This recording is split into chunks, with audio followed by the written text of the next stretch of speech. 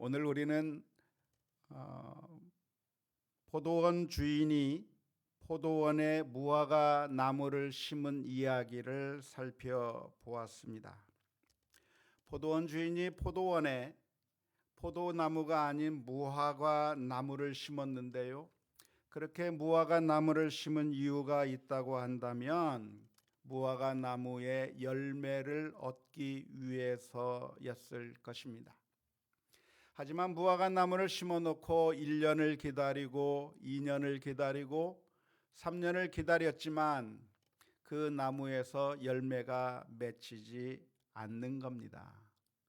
그럴 때 주인은 포도원 종에게 명령을 내립니다. 저 쓸모없는 무화과 나무를 찍어내 버려라.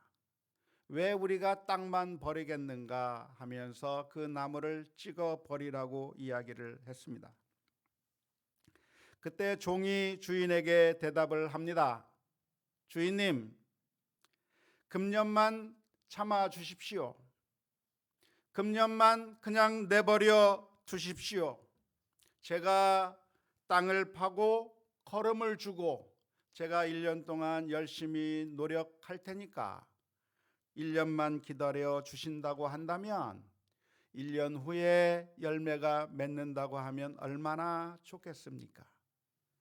만일 그때 가더라도 열매가 맺히지 않는다고 한다면 그때 찍어 버릴 수 있을 것이라고 말했다고 하는 이야기가 오늘 본문의 말씀 가운데 기록되어 있습니다.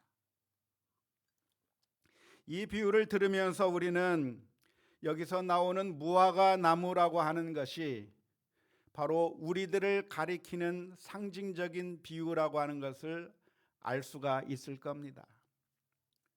하나님의 뜻대로 살지 못하고 하나님께서 원하시는 열매를 맺지 못한 인생들을 가리키는 비유의 말씀이라고 하는 것을 알 수가 있는데요,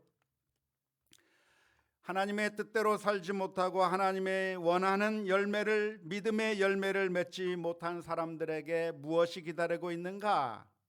심판이 기다리고 있고 멸망이 기다리고 있다고 하는 것을 보여주는 그런 비유라고 할 수가 있습니다.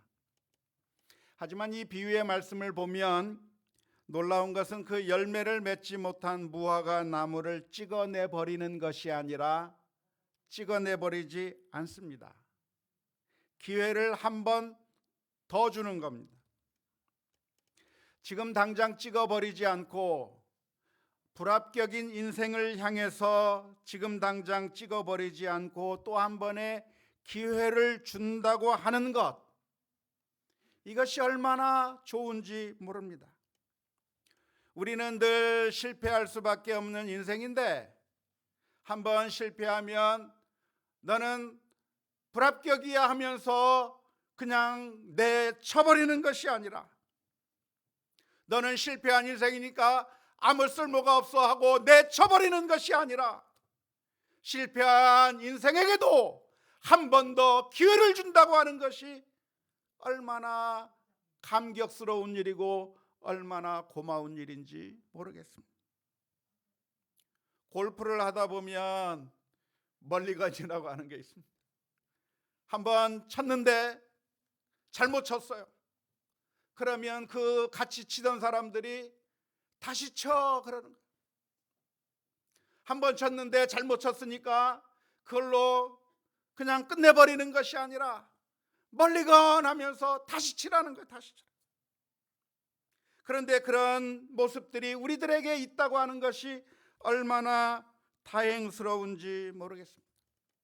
우리 아이들이 그림을 그리다가 망쳐버리면, 그래서 속상해서 울고 있으면 그러지 말고 다시 그려 새 도화지를 주는 것과 같고, 한번 실패한 인생을 향해서 다시 한번 기회를 줄 수 있다고 하는 것이 너무나도 큰 소망이 되는 것입니다. 오늘 우리가 송구영신 예배를 드리고 있는데요, 2021년을 이제 마무리하고 있는 이 상황 가운데서 우리들의 마음 가운데 그래도 소망이 있는 것이 무엇입니까? 2021년은 많이 힘들었고 2021년은 여러 가지 엉망진창이었고 금년 한 해는 여러 가지 많은 문제들이 있었지만 그것으로 우리의 모든 것이 끝나버린 것이 아니라 2022년의 새해를 맞이하고 이제 다시 시작해 볼 수 있다고 하는 것을 생각할 때 우리들의 마음에 또 한 번의 소망이 솟아오르게 되는 것입니다.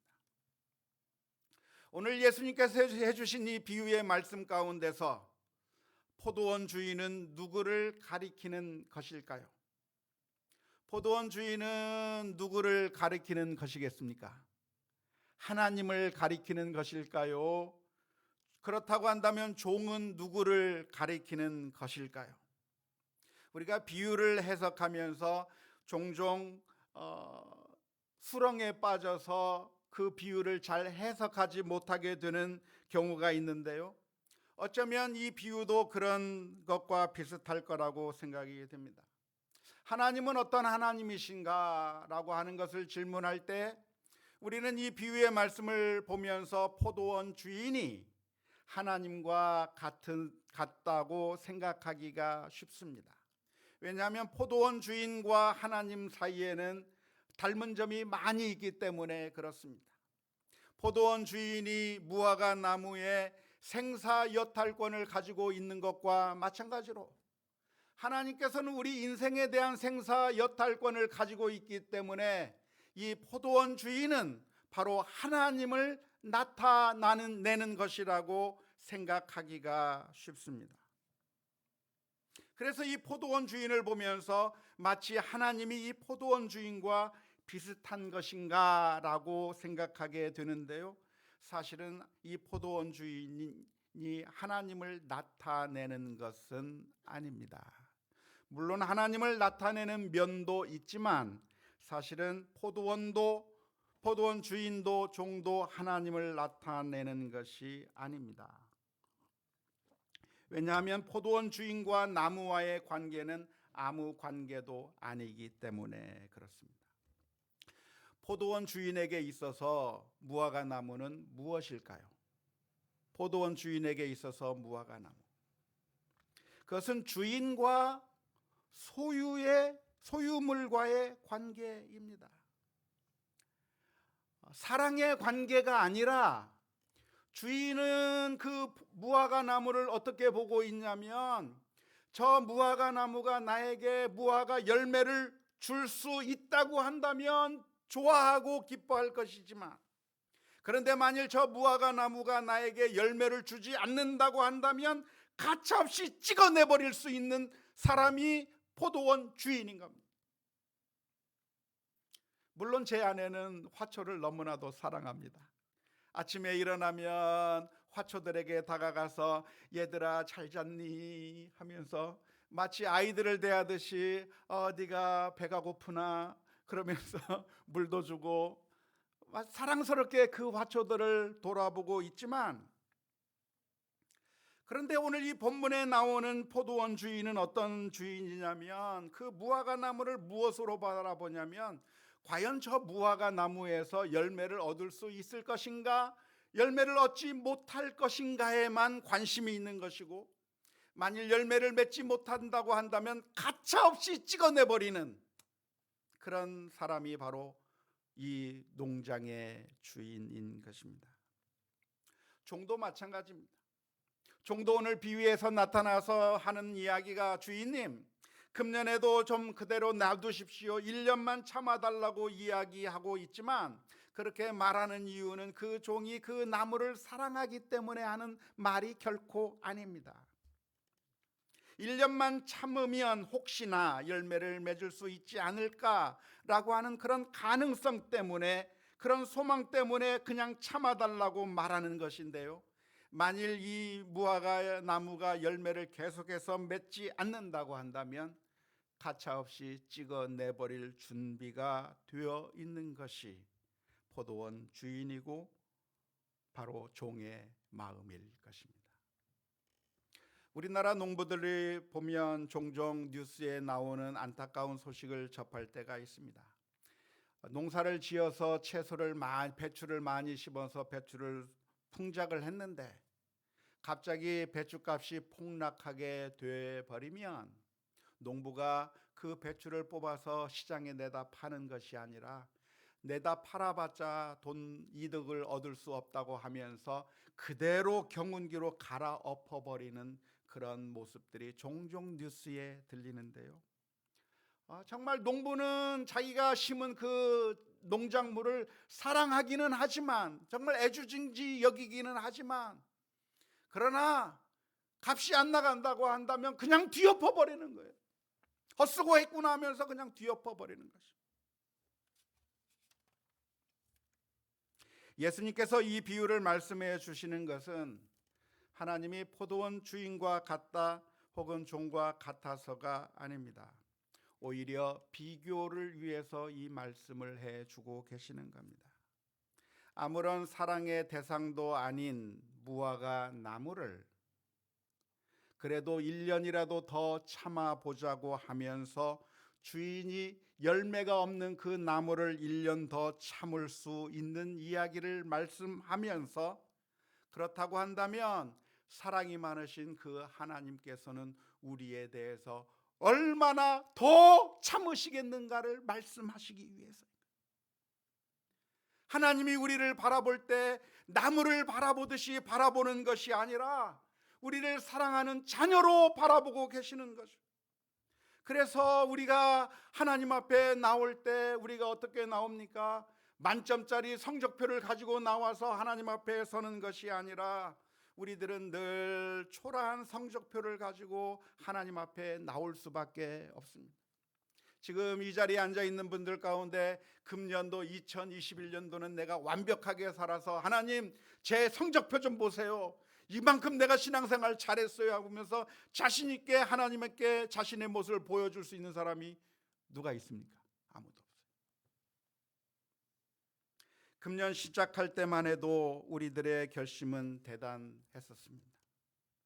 금년에는 내가 신앙생활을 좀 더 잘해야 되겠다, 내가 금년에는 이러한 일도 하고 저러한 일도 하고 내가 무엇인가를 이루겠다고 열심히 결심을 했지만, 그 결심이 매일매일이 똑같다고 한다면 모두 다 성공할 겁니다.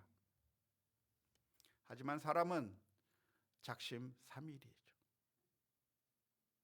3일 전에 결심한 것, 3일이 지나면 그 결심 언제 했는지 모르게 실패하는 인생이 우리들의 인생이기 때문에 또 실패할 수밖에 없는 것이죠.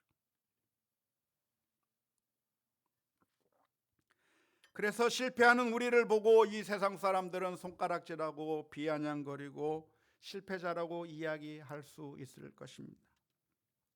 하지만 오늘 이 비유의 말씀을 해주시는 우리 주님께서 우리 하나님이 어떤 하나님인가를 말씀해 주고 계시는데요, 그 하나님은 우리를 매몰차게 찍어내 버리시는 하나님이 아니라 하물며 그 나무에 사랑을 가지지 않은 주인도, 그 나무를 사랑하지 않는 종도 1년을 참을 수 있다고 한다면, 우리를 사랑하사 그 아들을 십자가에 내어주시기까지 사랑하신 그 하나님께서 우리를 얼마나 더 사랑하고 얼마나 더 참으시겠는가를 말씀해 주고 있는 것이죠. 하나님은 어떤 하나님이십니까? 사랑의 하나님이셔요. 마치 우리들의 아버지와 같아요. 그래서 아버지의 재산을 다 창기들과 함께 허랑방탕하게 써버리고 이제 거지가 되어서 돌아온 그 빈털터리 아들을 뛰어나가서 맞이했던 아버지처럼, 하나님께서는 저와 여러분들의 모습, 비록 초라한 모습을 가지고 이 자리에 왔다고 할지라도 우리 주님께서는 영접하시고 참으시고 또한 사랑을 베풀어 주신다고 하는 사실을 바라보면서 주님 앞에 다시 한번 나아갈 수 있기를 주님의 이름으로 축원합니다. 오늘 이 시간에 그 하나님을 바라볼 때 하나님이 사랑이 많으신 하나님, 우리가 하나님 앞에 나갈 때 완벽한 성적표를 갈 수 있는 것이 아니라 또 실패한 성적표를 가지고 왔음에도 불구하고 우리를 사랑하시는 그 하나님 앞에 우리가 나아갈 수 있는 그런 저와 여러분들이 될 수 있기를 주님의 이름으로 축원합니다. 이제 새해가 시작된다고 해서 우리는 완벽한 인생을 살 수 있는 것은 아닙니다. 또 넘어질 수 있고 또 실패할 수 있습니다. 하지만 그렇다고 해서 좌절할 것이 아닙니다. 왜냐하면 우리 주님께서는 우리를 사랑의 눈으로 바라보고 계시기 때문입니다. 우리 꼬마 아이들이 이제 갓난아기에서 돌이 다가오고 돌을 지나가게 되면서 일어서서 뒤뚱뒤뚱 걸으면서 걷기 시작합니다. 걷기 시작하다가 넘어지는, 아장아장 걷다가 넘어지는 그 아이를 어느 부모가 왜 걷지 못한다고 비난하면서 꾸중할 부모가 누가 있겠어요? 그 모습을 보면서 사랑의 눈으로 바라보고 그 아이를 안아주고 기뻐하는 것이 부모님의 마음인 것처럼, 사랑하는 성도 여러분, 2021년도 실패했어도 우리를 사랑하사 그 아들을 십자가에 내어주신 그 하나님을 바라보며 믿음으로 다시 일어설 수 있는 우리 모두가 다 될 수 있기를 주님의 이름으로 축원합니다. 그리고 새해를 시작하면서 주님과 함께 동행하는 가운데 또 넘어져도 우리 자신을 바라볼 것도 아니고 우리 주변을 바라볼 것도 아니고 하나님을 바라보면서 믿음으로 승리하는 우리 모두가 다 될 수 있기를 주님의 이름으로 축원합니다.